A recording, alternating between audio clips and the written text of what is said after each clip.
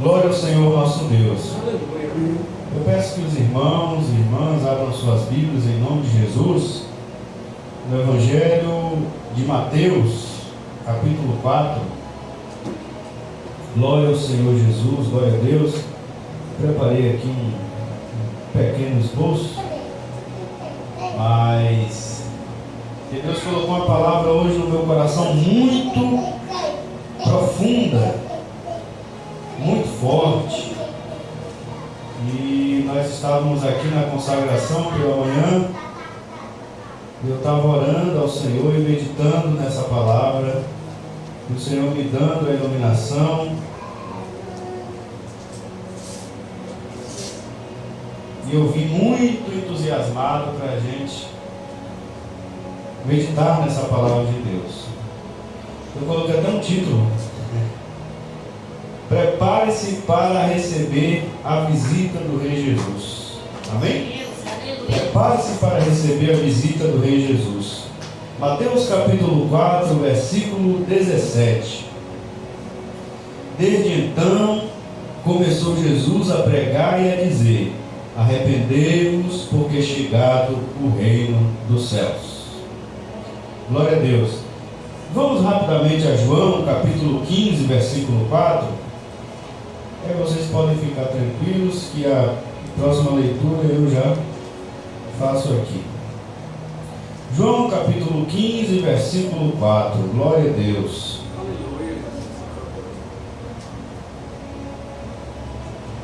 Glória ao Senhor Jesus.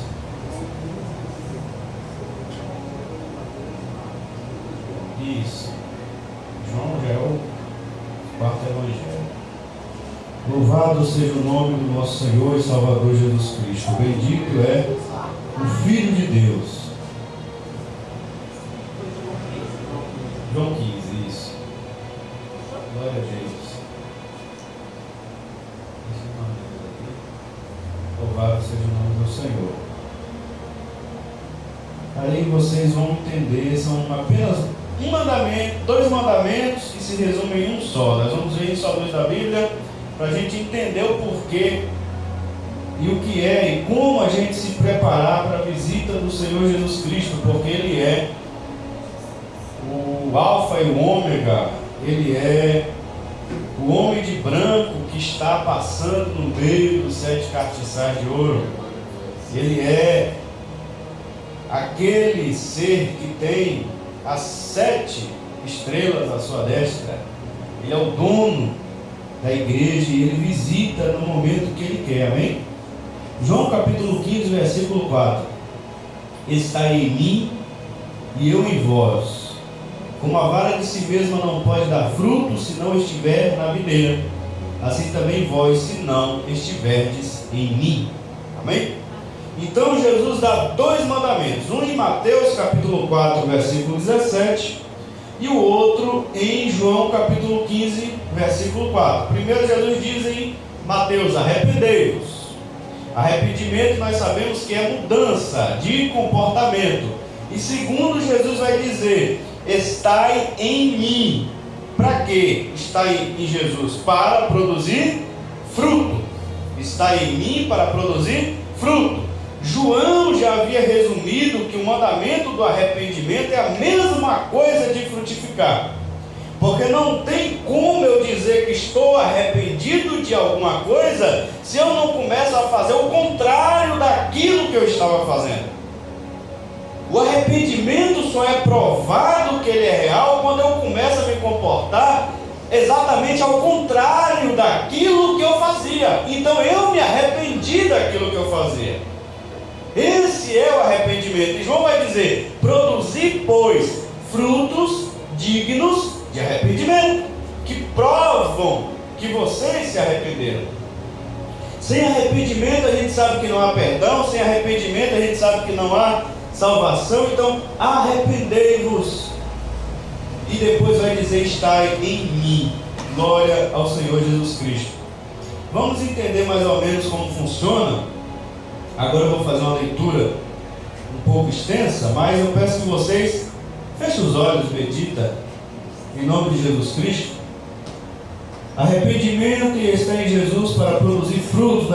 encontrar em Efésios capítulo 4, versículo 17. Vamos lá. Feche os olhos para vocês meditarem. O Espírito Santo fala através de Paulo em Efésios. E digo isto e testifico no Senhor, para que não andeis mais como andam também os outros gentios na vaidade do seu sentido, entrenebecidos no entendimento, separados da vida de Deus pela ignorância que existe neles, pela dureza do seu coração, os quais, havendo perdido todo o sentimento, se entregaram à dissolução para com avidez cometerem toda impureza. Mas vocês não aprendestes assim a Cristo, se é que o tendes ouvido e nele fostes ensinados, como está a verdade em Jesus, que quanto ao trato passado vos despojeis do velho homem que se corrompe pelas concupiscências do engano, e vos renoveis no espírito do vosso entendimento, e vos revistais do novo homem que segundo Deus é criado em verdade, justiça e santidade. Agora vamos entender essa métrica do arrependimento e produção de fruto. Observe: pelo que deixai a mentira e falai a verdade, cada um com o seu próximo, porque somos membros uns dos outros. Irai-vos e não pequeis, não se ponha o sol sobre a vossa ira, não deis lugar ao diabo. Aquele que furtava, aquele que roubava, não furte mais, antes trabalhe fazendo com as mãos o que é bom, para que tenha que repartir com o que tiver necessidade. Não saia da vossa boca nenhuma palavra torpe, mas só a que for boa, para promover a edificação, para que dê graça aos que a ouvem. Não entristeçais o Espírito Santo de Deus, no qual estáis selados para o dia da redenção. Toda amargura e ira e cólera e gritaria e blasfêmias e toda malícia seja tirada de entre vós. Antes, sede uns para com os outros benignos, misericordiosos, perdoando uns aos outros, como também Deus vos perdoou em Cristo. Capítulo 5, vamos entrar. Sede, pois, imitadores de Deus como filhos amados, e andai em amor, como também Cristo vos amou e se entregou a si mesmo por nós, em oferta e sacrifício e cheiro suave. Mas a prostituição e toda impureza ou avareza nem ainda se nomeie entre vocês como convém a santos, nem torpezas, nem parvoíces, nem chocarrices, que não convém, mas antes ações de graças. Porque bem sabeis isto, que nenhum fornicário, ou impuro, ou avarento, que é idólatra, tem herança no reino de Cristo e de Deus. Ninguém vos engane com palavras vãs, porque por estas coisas vem a ira de Deus sobre os filhos da desobediência. Portanto, não sejais seus companheiros, porque no outro tempo erais trevas, mas agora sois luz no Senhor. Andai como filhos da luz, porque o fruto do Espírito está em toda bondade, justiça e verdade, aprovando o que é agradável ao Senhor. E não comuniqueis com as obras infrutuosas das trevas, mas antes condenai-as, porque o que eles fazem é oculto, até dizê-lo é torpe. Mas todas estas coisas se manifestam, sendo condenadas pela luz, porque a luz tudo manifesta. Pelo que diz: desperta tu que dormes, e levanta-te dentre os mortos, e Cristo te esclarecerá. Portanto, vede prudentemente como andais, não como necios, mas como sábios, remindo o tempo, porquanto os dias são maus. Pelo que não sejais insensatos, mas entendei qual seja a vontade do Senhor. E não vos embriagueis com um vinho em que há contenda, mas enchei-vos do Espírito Santo, falando entre vós em salmos e hinos e cânticos espirituais, cantando e salmodiando ao Senhor no vosso coração, dando dando sempre graças por tudo a nosso Deus e Pai, em nome de nosso Senhor Jesus Cristo, sujeitando-vos uns aos outros no temor de Deus. Amém? Viram que sempre está ligado a arrependimento e produção de fruto? É sempre abandonando uma prática e abraçando outra, abandonando uma prática e abraçando outra, é sempre uma troca. Então, o arrependimento sempre está ligado à produção de frutos. E é esse arrependimento e é essa produção de frutos que Deus quer de todos nós, que somos chamados para estarmos em Jesus, porque só permanece em Jesus quem assim anda dessa maneira, como já iniciou o apóstolo Paulo dizendo: mas vós não aprendeste do jeito errado com Cristo. Vocês aprenderam a estar em Cristo dessa maneira que ele começa a dizer, abandonando isso, abraçando isso, deixando de fazer isso, fazendo isso, e como a gente leu aqui nessa leitura, em Efésios 4, do 17 ao 32, e 5, do 1 ao 21. Se a gente entrar em Gálatas, capítulo 5, se acalma, é só um versículo. Gálatas, capítulo 5, versículo 22. O Espírito Santo vai nos dizer de forma muito clara qual é o fruto que Deus quer de nós. Qual é o fruto que Jesus procura em cada um de nós. E no momento que Ele vem visitar, Jesus, Ele chega para visitar a igreja. Ele chega para visitar essa congregação onde estamos. Mas Jesus também chega para visitar cada um de nós em particular. É o dia da visita de Jesus Cristo, procurando esse fruto em nós. Existe esse momento de visitação do Senhor. E o fruto que Jesus quer achar em nós é o fruto do Espírito, Gálatas 5:22, que é amor, alegria, paz, longanimidade, benignidade, bondade, fé, mansidão, temperança. Quando produzimos este fruto aqui, é natural nós vivermos conforme a palavra de Deus nos manda lá em Efésios 4, 5 e 6. É muito natural vivermos daquela maneira. É muito natural nós andarmos dessa maneira, remindo o tempo, acordados, despertados, uma vez que já produzimos esse fruto naturalmente. O Espírito produz em nós o amor, a alegria, a paz, a longanimidade, que é perdoar. Nós aprendemos aqui ontem sobre perdoar, sobre ser longânimo, sobre a compaixão exigida do Senhor Jesus. Benignidade, ser bom, incapaz de fazer o mal. Bondade, fé, mansidão, temperança. Quando isso é produzido pelo Espírito Santo em nós, que é o fruto que Jesus quer, nós vivemos como filhos da luz nesse mundo. E eu quero falar para vocês sobre a visitação de Jesus. O que é que tem a ver tudo isso? Porque é isso que Jesus quer, porque Ele vai visitar a mim e a você. Vai chegar o dia que Jesus vai me visitar e vai visitar você. Eu não estou falando que é o dia que nós vamos morrer. Não. Eu não estou falando que é somente o dia que Ele vai voltar, porque um dia Ele vai voltar realmente. Mas existe o momento da visitação do Senhor Jesus Cristo. Foi isso que Ele colocou no meu coração essa manhã. Jesus visitou aquelas 7 igrejas da Ásia lá no Apocalipse. Para algumas Ele disse: muito em breve eu vou vir sobre você, e não vou avisar. É dessa visitação que eu estou falando. É a visitação que Ele disse para Laodiceia: se vocês não acordarem, brevemente eu vou vir sobre vocês. Ele fala para Pérgamo outra vez: se vocês não se arrependerem, brevemente eu vou vir como ladrão. Para alguma igreja lá, Ele fala: eu vou vir como ladrão. Vocês nem vão perceber, eu vou chegar. Eu vou visitar de novo. Ele alerta sobre algumas coisas que eles precisavam se arrepender e fala: eu vou visitar. Hoje eu estava meditando em Mateus capítulo 21. Nós vamos ver o Senhor Jesus Cristo visitando Jerusalém. Cumpriu-se a profecia do profeta Zacarias. Aí veio o teu rei, humilde, montado em jumentinho, um animal de carga, manso, entrando pela cidade.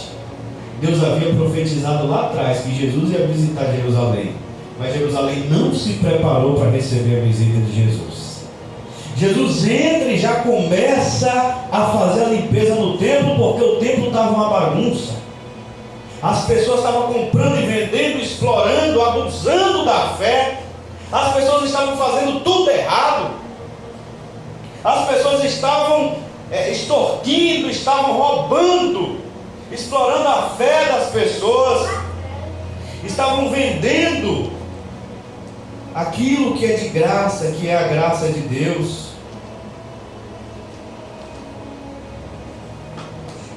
E o Senhor Jesus entra ali, fazendo a limpeza naquele templo, repreendendo aquilo e dizendo: a minha casa será chamada casa de oração, mas vocês têm feito covil de ladrões, covil de salteadores.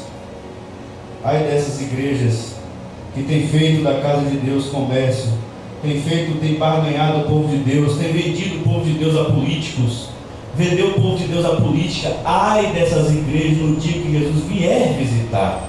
No dia que Jesus vier visitar a igreja brasileira, pastor por pastor, no dia que Jesus vier visitar a igreja baiana, a igreja napolitana, no dia que Jesus chegar para visitar, igreja por igreja, porque Ele é o dono, não são nós os pastores que somos os donos, é Jesus que é o dono de cada igreja, é Jesus que é o dono de toda a igreja. Cada congregação é uma expressão dessa igreja.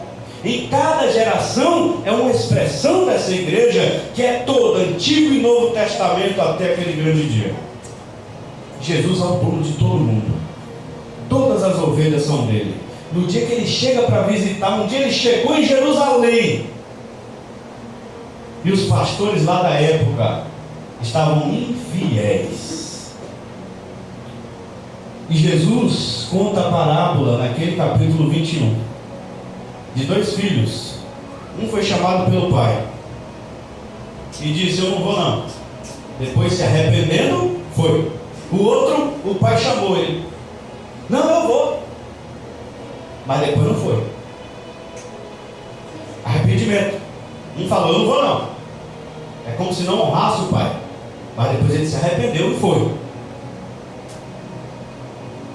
E depois Jesus conta a parábola que ele chegou na vinha, o pai de família plantou a vinha e no tempo do fruto voltou, mandou pessoas para colher o fruto e não encontrou. E Jesus diz o que no final da parábola? Para aqueles lavradores maus, que até o Filho de Deus eles mataram, e Jesus estava falando aquilo simbolizando a cidade de Jerusalém, que Jesus é a pedra da esquina. Quem sobre esta pedra cair ficará feito em pedaços, e quem essa pedra cair por cima ficará reduzido a pó, porque a ele pertence o juízo. É por isso que no Apocalipse ele é representado como aquele homem que tem a espada saindo da boca, a espada de dois gumes, a espada do juízo. É por isso que no Apocalipse Jesus é representado como aquele ser com os olhos que tem olhos como chama de fogo. É o fogo do juízo, porque ele está olhando a igreja, ele está olhando para cada passo nosso, ele está vigiando nós. Nós não devemos nem tanto estar preocupados porque o leão está rugindo ao nosso derredor.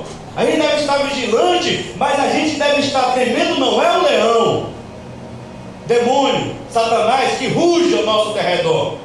A gente deve temer o Senhor Jesus, que tem olhos como chama de fogo, que está olhando a gente. Porque o leão que está ao derredor não pode fazer nada se esse Senhor soberano está com a mão sobre nós. Se esse Senhor soberano está se agradando de nós. Quem vos fará mal se fordes zelosos do bem? Se Deus é por nós, quem será contra nós? Quem pode amaldiçoar quem Deus abençoou? Se Jesus encontrar em nós o fruto que Ele procura, Ele vai nos abençoar. Mas diz a Bíblia que naquele dia, quando Ele entra em Jerusalém, no outro dia, de forma simbólica, Ele fez uma parábola. Ele vai ver uma figueira que estava aparentando que tinha fruto, mas Ele chega lá e aquela figueira só tinha folha, mas não tinha o quê? Fruto. Jesus queria fruto. E Jesus faz o quê? Amaldiçoa aquela figueira e ela se seca de cima a baixo, de baixo até em cima, porque Jesus não encontrou o fruto. O dia da visitação de Jesus Cristo chega para todo crente. O dia da visitação de Jesus Cristo chega para toda a congregação. O dia de Jesus Cristo chega de Jesus visitar cada ministério. Chega, vai chegar esse dia para cada pessoa, para cada ministério. Vai chegar. Chegou para Jerusalém como exemplo, para a gente entender que no dia que Ele quer, Ele chega. Que sejamos, o Senhor me deu essa palavra para nós sermos igual uma igreja do Apocalipse. Capítulo 3, a partir do versículo 7, eu vou fazer a leitura, preste atenção rapidamente. E ao anjo da igreja que está em Filadélfia, escreve isto: diz o que é santo, o que é verdadeiro, o que tem a chave de Davi, o que abre ninguém fecha, e fecha ninguém abre. Eu sei as tuas obras, eis que diante de ti pus uma porta aberta e ninguém a pode fechar. Tendo pouca força, guardaste a minha palavra e não negaste o meu nome. Ou seja, Filadélfia produziu fruto. Tendo pouca força, guardaste a minha palavra, não negaste o meu nome. Eis que eu farei aos da sinagoga de Satanás, aos que se dizem judeus e não são, mas mentem. Eis que eu farei que venham e adorem prostrado a teus pés e saibam que eu te amo. Como guardaste a palavra da minha paciência, também eu te guardarei da hora da tentação que há de vir sobre todo mundo, para tentar os que habitam na terra. Eis que venho sem demora. Guarda o que tem, para que ninguém tome a tua coroa. A quem vencer, eu farei coluna no templo do meu Deus, e dele nunca sairá. E escreverei sobre ele o nome do meu Deus, e o nome da cidade do meu Deus, a nova Jerusalém que desce do céu do meu Deus, e também o meu novo nome. Quem tem ouvidos, ouça o que o Espírito diz às igrejas. Apocalipse 3, a partir do 7. Filadélfia estava produzindo o fruto do Espírito. Por isso Filadélfia recebeu de Jesus a bênção. Por isso Filadélfia recebeu de Jesus a confirmação. Por isso Filadélfia recebeu de Jesus a promessa. Eles não precisavam mais temer aos da sinagoga de Satanás, que tinham raiva deles, que tinham fúria deles. Por quê? Porque estavam produzindo o fruto que Jesus se agrada. Jesus confirma. Filadélfia diz: eu coloquei uma porta aberta diante de ti, ninguém pode fechar. Ninguém fecha, ninguém toca, ninguém derruba, porque você está produzindo fruto que me agrada. Ninguém faz o mal. O mal pode até se levantar, mas cai por terra. Que sejamos igual Filadélfia, para no momento que o Senhor, o dono da seara, vier nos visitar, nos encontre como filhos da luz. Desperta, tu que dormes, e Cristo te esclarecerá. Vigiemos, lembrando-nos da visitação do Senhor Jesus a Jerusalém, em Mateus 21. Lembramos que Jesus, Ele é amor, mas Ele é fogo consumidor. Ele visitou Jerusalém. Ele não teve compaixão de Jerusalém. Ele até chorou quando Ele sai de Jerusalém. Ele chorou sobre Jerusalém. Ele chorou, mas Ele disse: se você soubesse, se você tivesse se preparado, é como se Ele tivesse dito.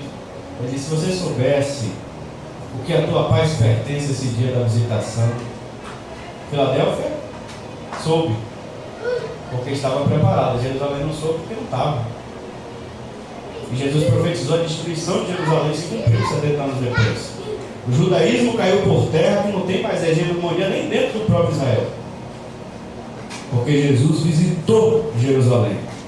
E Ele também há de visitar cada um de nós. Ele me deu essa palavra hoje, porque Ele está nos alertando, Ele está nos dizendo que Ele há de visitar cada um de nós.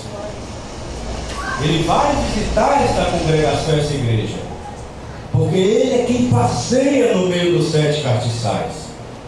E Ele quer encontrar o fruto do Espírito.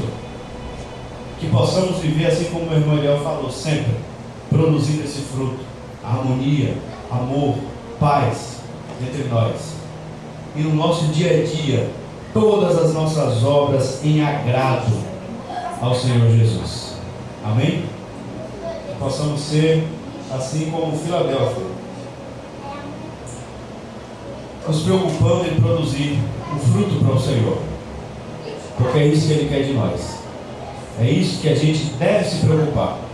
Nós somos ramos dessa videira. A nossa função é produzir fruto. Qual é a minha função na obra do Senhor? Produzir o fruto do Espírito. Produzindo o fruto do Espírito, fica tranquilo. Se Deus te usar na palavra, você vai produzir na palavra. Se Deus te usar no louvor, você vai produzir louvando. Você vai produzir orando. Você vai produzir. O importante é a produção do fruto. O fruto é o mais importante do que a função ministerial. Porque a função ministerial, sem esse fruto, naquele dia vai ter pessoas que tiveram ministério, mas não teve fruto. Senhor, em teu nome eu fiz isso, eu fiz aquilo, apartai de mim. Apartai. Então, quando a gente se pergunta qual é a minha função na obra do Senhor? Produzir o fruto. Produz o fruto do Espírito, está tudo certo. O demais, Cristo vai te iluminar e no tempo certo você vai fazer. Fique tranquilo, não se preocupa. 1 Coríntios 13. Buscai todos os dons espirituais, mas eu vou mostrar para vocês um caminho sobremodo excelente. E aí ele começa aquele capítulo tão lindo, nos falando qual é o caminho do cristão, que todo cristão deve participar. No final do capítulo 13 de 1 Coríntios, Paulo vai dizer que todos os dons cessarão, só vai permanecer um: o amor. Até a fé vai cessar. Por quê? Se a gente já está com Jesus, a gente vai precisar de fé para quê? Se ele já está presente. A fé vai cessar. A esperança, esperar o que mais se Jesus já voltou? Vai cessar. Só vai permanecer um: o amor, por toda a eternidade. Glória a Deus. Estai em mim, porque sem mim nada podereis fazer. Se vocês me amam, guardarão os meus mandamentos. E o mandamento que eu vos dou é: amai-vos uns aos outros. Esse é o fruto. Esse é o único fruto que Ele quer de nós e que nós precisamos produzir, que a galera lá de Jerusalém não estava produzindo. Se era pobre lá em Jerusalém, igual aquela viúva, desprezava a oferta. Desprezava. Eles queriam os ricos que estavam derramando horrores.